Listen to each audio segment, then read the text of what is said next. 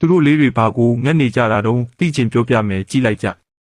ရွာတက်ရွာရဲ့အိမ်လေးတအိမ်ထဲမှာမိမသား9ယောက်ဟာငိုကြွေးနေခဲ့တဲ့ဝမ်းနဲ့ပက်လက်ငိုကြွေးနေတဲ့မိသားစုတွေမှာကောင်လေးတစ်ယောက်ဟာထိုင်နေရင်းနဲ့မူးဝေနေခဲ့တဲ့မူးဝေရင်းနဲ့ဘေးကသူ့မရီးရဲ့ကိုပေါ်လဲကျသွားခဲ့တော့မရီးမှာတော့စိတ်တွေပူကနာမည်ခေါ်ပြီးကောင်လေးကိုနင်သေးလို့မရဘူးနင်တခုခုဖြစ်သွားရင်တည်သွားတဲ့နင့်အကူကိုငါဘလို့ပြောရမလဲယောက်ျားဆိုလို့နင်မဲ့ရှိတော့တာလို့ပြောနေတော့အဝါရောင်အလင်းလေးဟာအပေါ်ကနေကောင်လေးရဲ့ခေါင်းထဲဝင်သွားခဲ့တဲ့ကောင်လေးကချက်ချင်းဆိုသလိုတတိယလာခဲ့ပြီးသူ့ကိုခေါ်နေတဲ့မိန်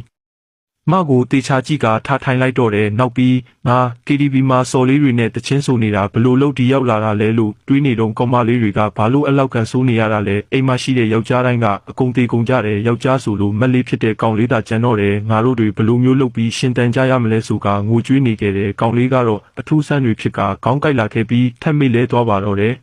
ဒီလိုနဲ့အရင်လူရဲ့မှတ်ဉာဏ်တွေကိုပြန်မှတ်မိလာခဲ့တဲ့အသားလေးနဲ့အသီးရွက်လေးနဲ့စားတောက်နေတဲ့အရင်လူရဲ့မှတ်ဉာဏ်တွေရောနောက်ပြီးသူဟာအငယ်ဆုံးလေးဖြစ်တဲ့အတွက်အိမ်မှာဘာမှမလုပ်ဘဲသူ့မရီးတွေလှုပ်သမျှကိုအခန့်သားထိုင်စားနေုံပဲဒါတောင်တည်သွားသေးတယ်ပြန်မှတ်မိလာကတတိယလာတော့ငါအချိန်ခီးသွားလာခဲ့တာပဲလို့တွေးနေတော့မရီးကြီးဆုံးကတေချာဖက်လိုက်ကတော်သေးတယ်နင်ဘာမှမဖြစ်လို့မဟုတ်ရင်တည်သွားတဲ့နင့်အကူတွေကိုဘလို့ရှင်းပြရမလဲပြောနေတော့ကောင်းလေးမှာတော့နှာဘူးတွေထားကအနုညက်တိမ်မွေးလိုက်တဲ့ပေါ့